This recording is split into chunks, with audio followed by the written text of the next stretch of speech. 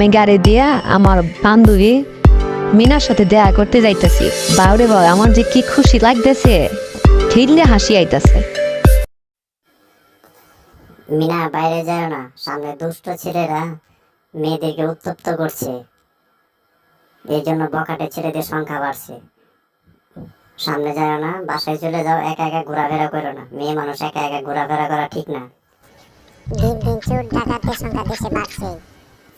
আর বললো না মিঠু, জানালার কাছে ফোনটা রাখছিলাম, ফোনটা চুরি হয়ে গেছে, তাই পুলিশ কাকুকে বলতে যেতেছি আমার ফোনটা উদ্ধার করে দেওয়ার জন্য। আসামি জেল থেকে পালাইছে, ওই হালা যে আনি তা করে ধর্মই।